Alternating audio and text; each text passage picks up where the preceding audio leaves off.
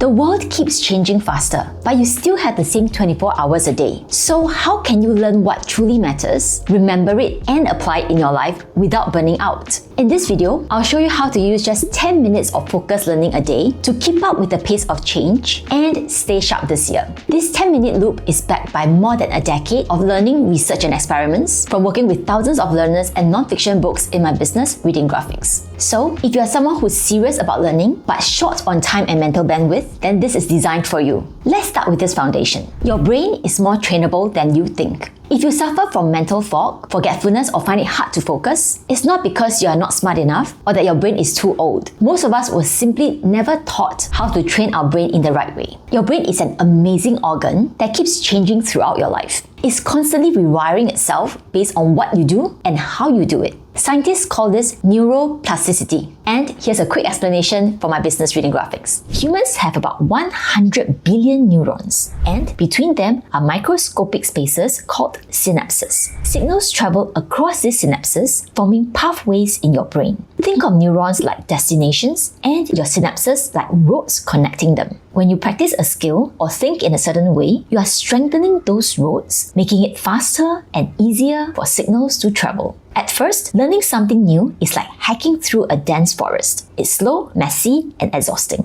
But with enough repetition, you start to clear a small trail, then a proper path, and with enough time, you build a wide, smooth highway where information flows quickly and easily. Take the example of Pedro Baquirita. After a devastating stroke that left him paralyzed and unable to speak, doctors said that he would never recover. But against all odds, Pedro regained the ability to walk, talk, and live a normal life. And when researchers examined his brain after death, they found the damage was still there. His brain hadn't healed. It had rewired itself, rerouting critical functions to other areas. And that's the power of neuroplasticity. It means that your brain can change, learn, adapt, and grow at any age. If stroke survivors can recover lost movement by rewiring their brains, then you definitely can break old habits and learn new skills by changing what you focus on and how you practice. The real question here is, what are you training your brain to do? If you spend hours doom scrolling, you're training your brain to run on dopamine hits, novelty, and distraction. If you avoid new challenges that feel uncomfortable, you're training your brain to retreat from effort.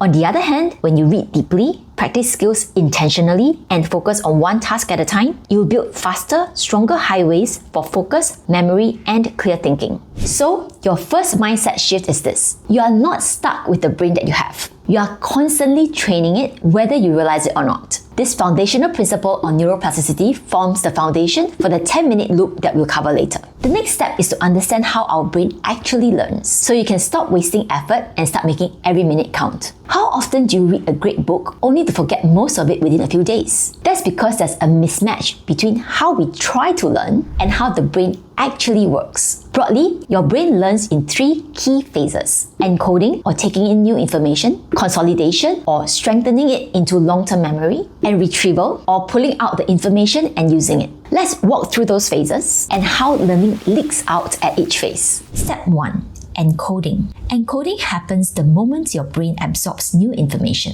It selectively chooses what seems important and holds it in the short-term memory, which is like a temporary notepad. Leak 1. Scrambled inputs. Many readers highlight chunks of text or make random notes so nothing stands out. The brain gets overwhelmed and doesn't encode anything useful. Step 2. Consolidation. Once information is encoded, your brain needs to reinforce and store it in the long-term memory. This process is called consolidation. The next leakage: fragmented ideas. Most readers skip this step completely. They finish a book, feel inspired and move on, and forget most of the ideas within days or weeks. Step 3. Retrieval. Retrieval is the final and most important step.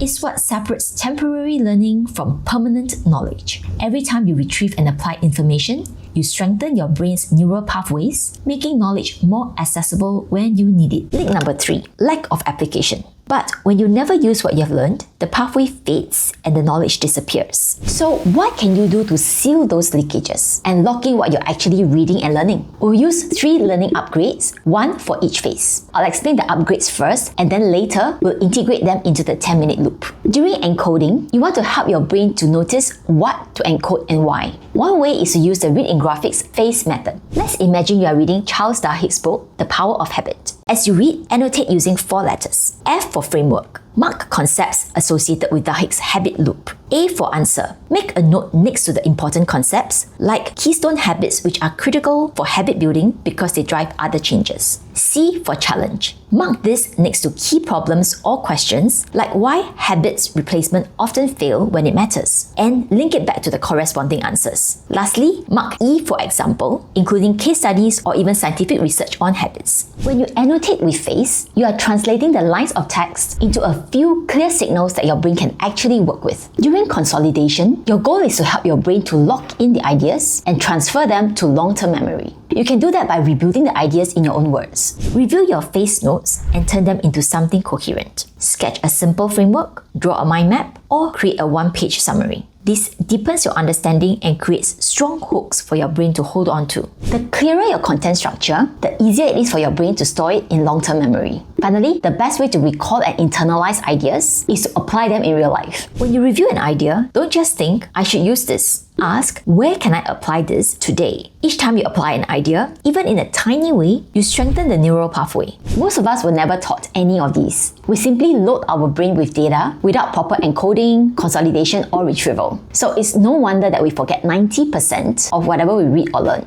By using techniques like phase, rebuilding ideas, and microactions, you help your brain to digest, use, and internalize powerful ideas instead of having them evaporate away. Now that you know how to take advantage of your brain's natural learning process, let's add another multiplier to pack more power into the 10-minute learning loop, and that's multimodal learning. Your brain doesn't just learn from text. It learns through other senses as well, like sight, sound, movement, and imagination. Multimodal learning works so well because you're hitting the same idea from different angles. So how do you apply this in real life?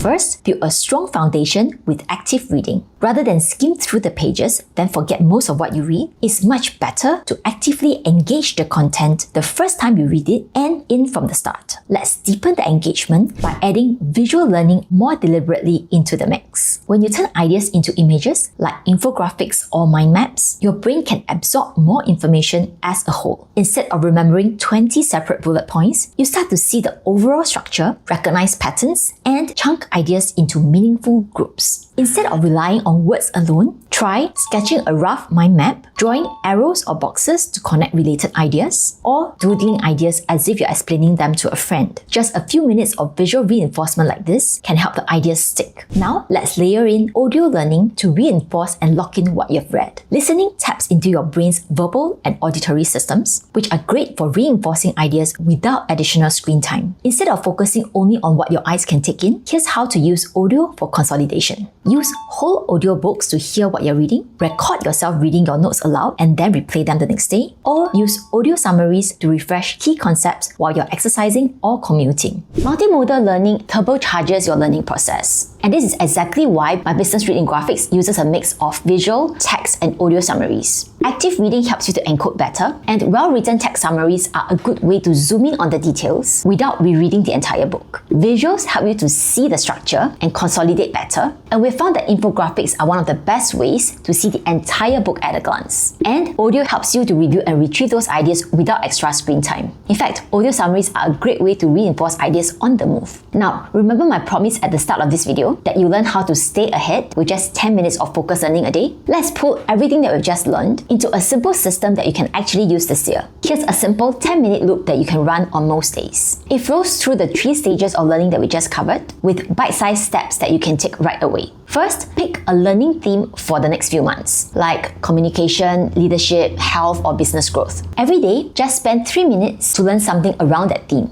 You could read a page or two from a book or a summary, or rescan a visual summary or a key diagram. And as you read, mark out just 1 or 2 elements using the phase method that we just talked about. For example, you could mark out 1 framework, 1 answer, or just 1 example that feels relevant. With these building blocks, you can actually tell your brain what to encode. Then, take another 3 minutes to consolidate the ideas that you've just learned without looking at the original material. Jot a one-line summary in your own words, sketch a tiny mind map or just doodle using boxes and arrows, or say it aloud as if you're explaining it to a friend. The goal is to give your brain a second pass at organizing the idea on its own. Finally, use 4 minutes to ask, where can I apply this idea in real life next week? Then pick one tiny action. For example, it could be a constructive question that you will ask at the next meeting, scheduling one 10-minute block for focused learning, or trying out a specific solution to a recurring situation at work or at home. And that's it. 10 minutes of focused, deliberate learning that compounds over time. If you want to learn more, check out the links and book recommendations in the description so you can fortify your brain and keep it sharp throughout the year. Or watch this next video and let's keep growing together.